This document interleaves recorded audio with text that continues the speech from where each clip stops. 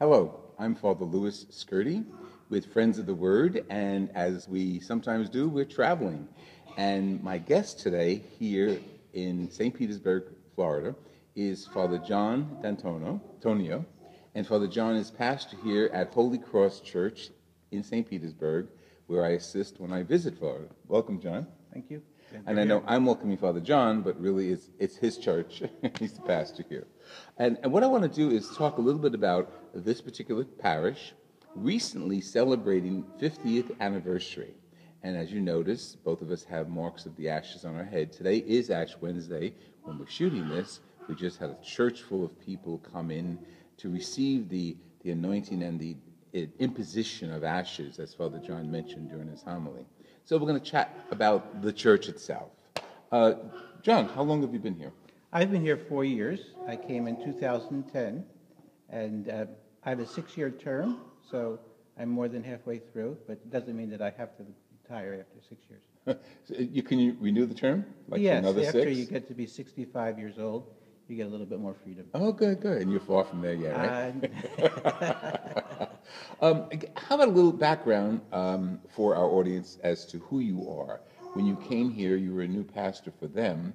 What's your background? I know you have a very interesting... I was born in Philadelphia, Pennsylvania, and I went to high school, Catholic high school, and I went into the religious community, and I was then the Norbertines for 37 years. And I wanted to have a different experience of priesthood. Right. And so I asked and got received permission to come to Florida for 1 year. Okay. And if I liked it, I could stay or as a guest of the bishop, or I could apply to join the diocese. So I stayed 1 year. I was in St. Patrick's Church in Largo, which is up the road a piece. Right. And I liked it, and I applied to stay here permanently.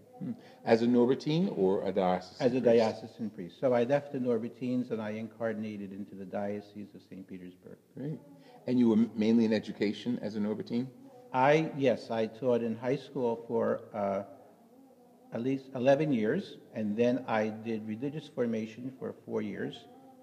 And then I went to serve as the secretary to the Abbot General in Rome for 7 years. Not too bad.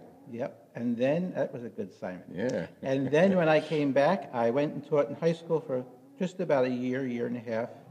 Then I worked for the Veterans Administration in Washington, D.C. Then I went and I applied to come to Florida. Interesting. I think it's so important for people, the congregation, any congregation, to know our backgrounds. And you have such a diverse background. It's fascinating. Even with the Veterans Administration, you were a chaplain there. Yes.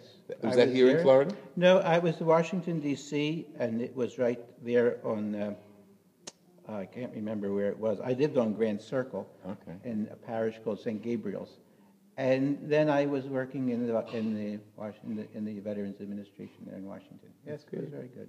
I worked there about 2 years, and I enjoyed it, but the work was kind of demanding. But what was demanding was not the patient chaplain visits, it was the paperwork. And we were converting over to computers at the time, and you know how you love computers. And so I decided, and I got into that. I can get into that, but then I said, well, not really. Yeah. And I'd never been in a parish except for weekend work, and I really wanted to try being a pastor. Wow, great. And when you came here, so you weren't living in a parish yet? No, when I came to St. Patrick's in Largo, yes, that was the first time I lived in a parish. Okay. And then you became pastor here? No, then I went out to St. Mark in New Tampa, out by Wesley Chapel. Okay. And I was there for 2 years. And then after those 4 years, my probation was over. I was no longer probate. And so then I became a reprobate. That's great. That'd be great for our audience to know. And so then I went to St. Luke in Palm Harbor. Oh, right. Which is not far from Safety Harbor. Right, and I met that priest, Father, he used to be pastor here. Father Paul. Paul, yeah. Right. And I was there for 6 years. That was my first pastorate. Oh. That's where I made all my mistakes. Oh, that's good. You tested them there. Yes. Excellent. After you make your mistakes, then they give you someplace else. So after those 6 years, then I came here. So.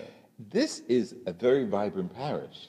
It is, yes. I mean, I can't tell us some of the ministries that you have here.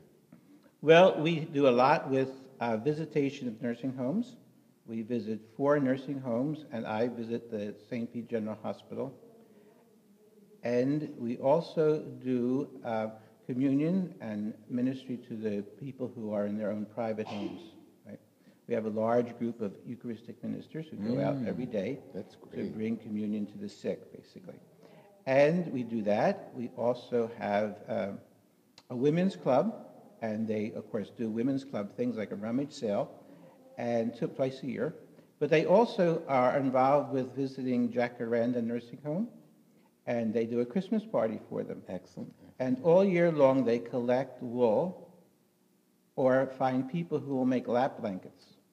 Excellent. So when they go there at Christmas time, they bring 40 to 50 lap blankets, for mostly every patient gets a lap blanket. That's fantastic. And they collect hats and shirts for them for their Christmas. Right. So that's something else we do. We, of course, have the Knights of Columbus. We have an assembly and also a council, and we have Columbiettes, which are the female part of the Knights of Columbus. We have a group called Sisters in Christ, who are not organized or associated with any larger group. It's just a parish group, and they do a lot of charitable work also. And you have the Vincent de Paul group? We have St. Vincent de Paul. We have very active St. Vincent de Paul. And this, for actually not just for our parish, but for most everybody who's in this area code, 33709. Oh, so, you go by area code. Yeah. That's great. And we also have our free dinner. Yeah, that's remarkable, because I attended one of the first ones. That was great. 4 or 5 of the members of the parish came to me and asked if we could have a free dinner once a month, because they were doing this type of work in another church.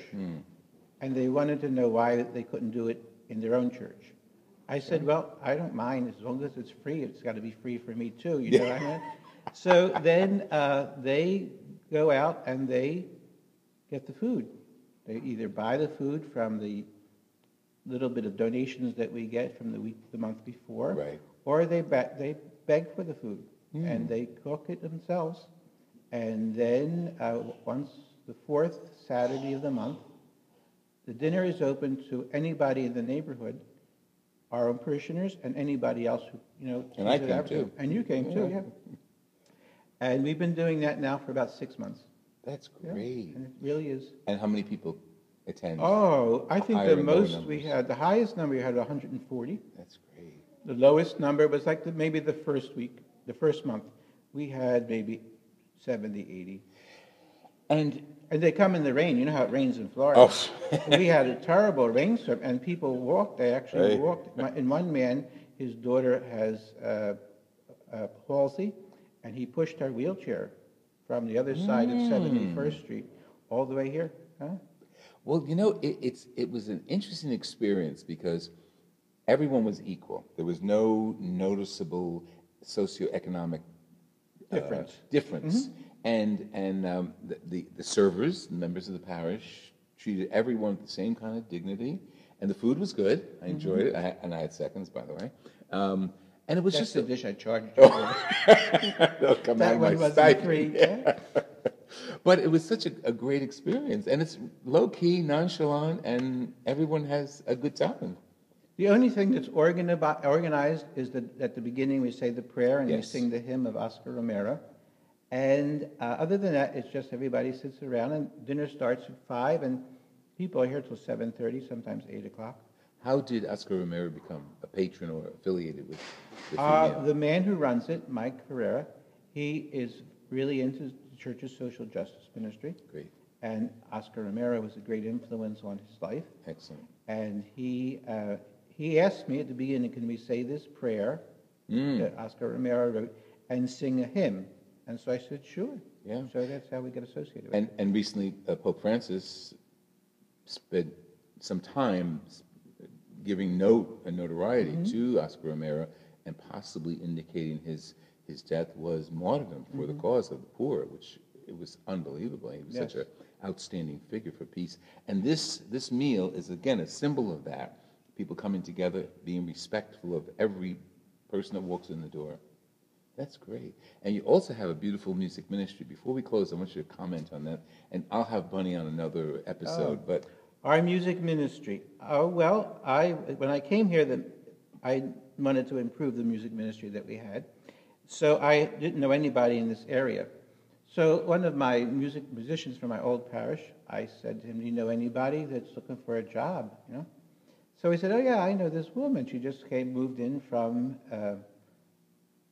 I think Juliet, Illinois. oh, And yeah, she was looking for something." I said, "Okay." So she came and we talked, and I said, "Would you try it? Just try it. sure, Yeah, sure, you sure. might like it. So and it worked out perfectly. And- Now she's not an organist, right. and she said, "I can't play the organ." I said, "Wonderful." I said, "Just play the piano." I said, "Because the organ usually drowns people out, Right. or they hear the organ and they want to listen to it and not sing." So she plays the piano, and that's the only instrument we use, except on big occasions. Then we use guitars and other little instruments. But yes, and she's very dedicated, and she started a children's choir, Yes. and she has adults. And well, you saw Sunday how beautiful the Oh, music it's was. wonderful, wonderful. And she has a regular choir, and then when we get to Christmas and Easter, and like for the anniversary, she'll ask if anybody wants to join, and then people come, and they'll come for 3 practice, and then they'll sing, and then they'll go back to being Congregation. pew potatoes. Okay, we're going to talk soon about the 50th anniversary and the events that surrounded it, but that'll be another episode. Okay. This has been Father Louis Skirty with the pastor, Father John D'Antonio, here at Holy Cross Church in St. Petersburg, Florida. Thank you for joining us, and if you have any comments or questions, let me hear from you. Father Lou, that's Fr, Lou Skirty at hotmail.com.